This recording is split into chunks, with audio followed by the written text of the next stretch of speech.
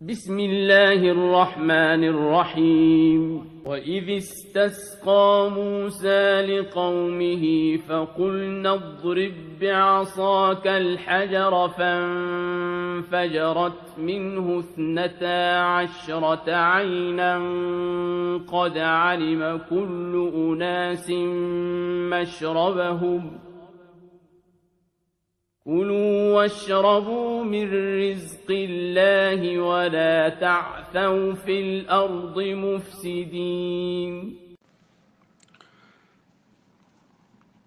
أعوذ بالله السميع العليم من الشيطان الرجيم بسم الله الرحمن الرحيم الحمد لله رب العالمين وبه نستعين وصلى الله على محمد وعلى الطاهرين وعلى الله دائم أجمعين من الآن إلى قيام يوم الدين صلى الله عليك يا أبا عبد الله صلى الله عليك يا أبا عبد الله صلى الله عليك يا أبا عبد الله وعلى الله قاتليك يا رحمة واسعة وباب النجاة الأمة يا ليتنا كنا معكم فنفوز فوز العظيم إن شاء الله. قال الله العظيم في كتاب الحكيم بعد أعوذ بالله السميع العليم من الشيطان الرجيم بسم الله الرحمن الرحيم وإذ استسقى موسى لقومه فقلنا اضرب بعصاك الحجر فانفجرت منه 12 عينا قد علمنا كل أناس مشربهم كلوا واشربوا من رزق الله ولا تدع في الأرض المفسدين صدق الله العلي العظيم. Allah subhanahu wa ta'ala nous dit dans le Saint-Coran, dans la sourate Al-Baqarah, le verset 60, rappelez-vous lorsque le peuple de Moussa lui demanda de l'eau et nous lui ordonnâmes, frappe la pierre avec ta canne. Subitement 12 sources jaillirent nettement, si bien que chaque groupe parmi les 12 tribus des enfants d'Israël reconnut sa propre source. Il nous dit, mangez des richesses d'Allah et buvez, ne faites pas de mal et ne répondez pas à la perversité sur terre.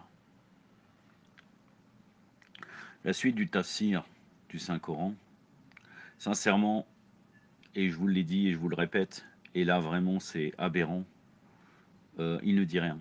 Je vais vous citer le tafsir et on va regarder qu'est-ce qu'il a ajouté par rapport à la lecture du verset coranique. Si vraiment le tafsir du Coran, c'est considéré comme un tafsir du Coran ce qu'il dit, c'est vraiment, ça sert à rien en fait.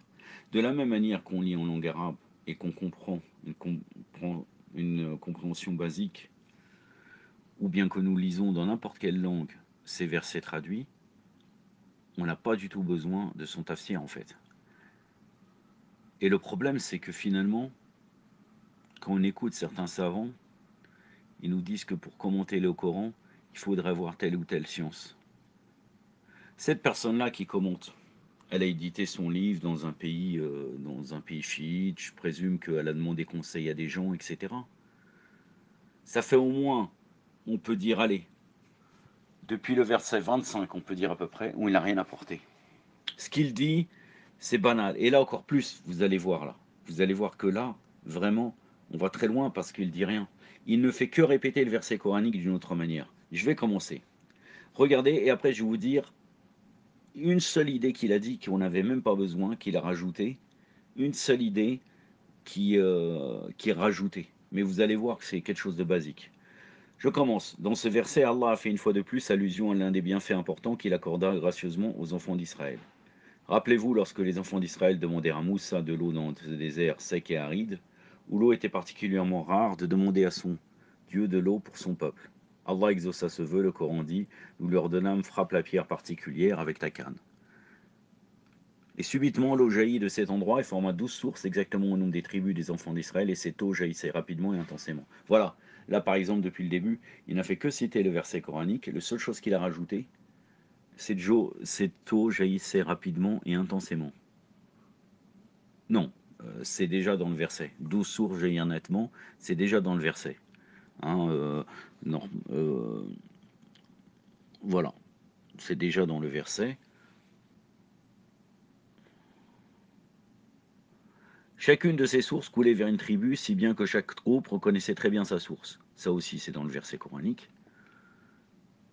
Et c'est fini. Hein. C'est-à-dire que là, à quoi ça sert qu'il a écrit? Il aurait mieux fait de prendre une sélection de versets de Surat al-Baqarah et nous amener quelque chose. Et il a presque fini, c'est terminé. Il reste même pas la moitié d'une page. Quant à savoir la qualité de la pierre en question et comment est-ce que Moussa avait fait jaillir de l'eau en la frappant, les avis sont dispersés. Voilà. Là, les avis sont dispersés, ils ne nous donnent même pas les différents avis. On a appris voilà, qu'il y a une divergence sur la pierre, comment elle est. Ce que le Coran se contente de dire, c'est que Moussa, alayhi wa afdallah salat ala Muhammad wa ali Muhammad, a frappé sa canne sur la pierre et il en est résulté 12 jets d'eau. Exactement comme le verset coranique, rien ajouté. Cet événement apparaît un tout petit peu dans l'Ancien Testament, Exode 17. Donc Exode, c'est le chapitre 17, versets 1 à 6. Voilà, ça c'est une information qu'il a rajoutée. Avec cette légère différence qu'on ne précise pas le nombre de sources. De toutes les manières, d'un côté, Allah fit descendre le man et le sawa, donc là, il revient avant. Et d'un autre côté, il mit suffisamment d'eau à leur disposition, puis leur dit mangez des richesses d'Allah, buvez et ne répondez pas à la perversité et la dépravation sur terre. En réalité, on demande d'être au moins reconnaissant pour les grands bienfaits, aussi de cesser de s'entêter et de déranger les prophètes. Voilà. C'est terminé son commentaire. Sincèrement, et je suis révolté en vérité, je suis révolté mes frères et mes sœurs. Sincèrement, le pire c'est quoi? C'est que des gens vont dire que son commentaire est bon. Le commentaire de Abdellah Maïsam a rajouté avec le Tafsir al-Askari, il n'a pas une grande valeur en vérité. Pourquoi il ramène Tafsir al-Askari? Pourquoi il va rajouter là? Parce que je connais les propos des gens. Mais regardez ce qu'il dit. Allahu Akbar. Qu'est-ce qu'il a ajouté au commentaire, au verset, à la lecture coranique? Rien du tout. La prochaine fois, c'est pareil. Hein. Le verset 61, ça vient strictement la même chose, pratiquement. Il rajoutera quelques petits trucs. Alhamdoulilah que nous avons le tafsir Hassan Askari. Que dit le tafsir Hassan Askari sur le verset 60? Alhamdoulilah il Rabbil Alamin. Alhamdoulilah que nous avons les tafsirs de Roi et le Bayt. Même si c'est quelque chose, on pourrait dire, de simple. Hein? Regardons.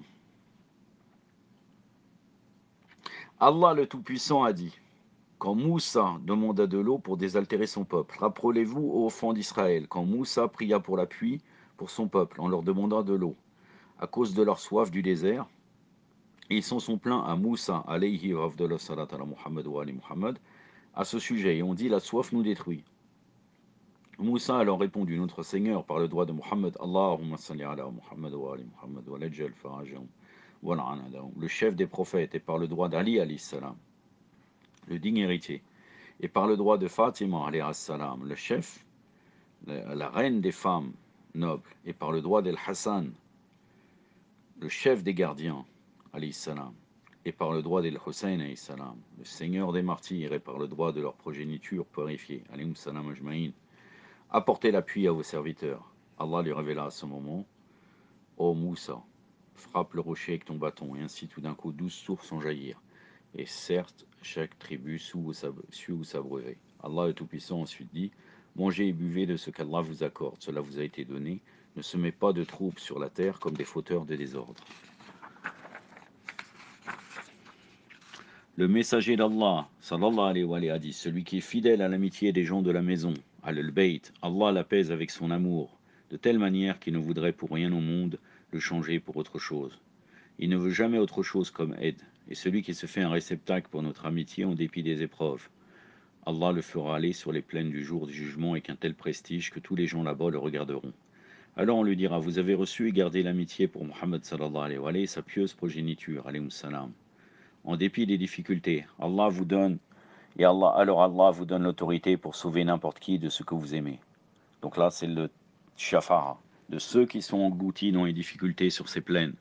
Le croyant regardera ensuite autour de lui et trouvera celui qui lui a fait du bien ou a été gentil avec lui, soit par acte, soit par discours, ou qui a dissipé un malheur, et il le séparera de la foule comme les bonnes pièces sont séparées des fausses.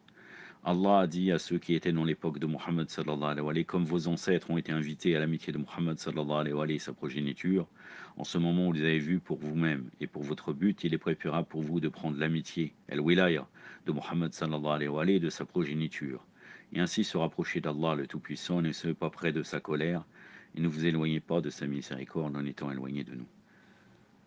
C'est terminé, c'est bref, c'est concis et utile, contrairement à ce commentaire. أكتفي بهذا القدر وصلى الله على محمد وأطهره الطاهرين والسلام عليكم ورحمة الله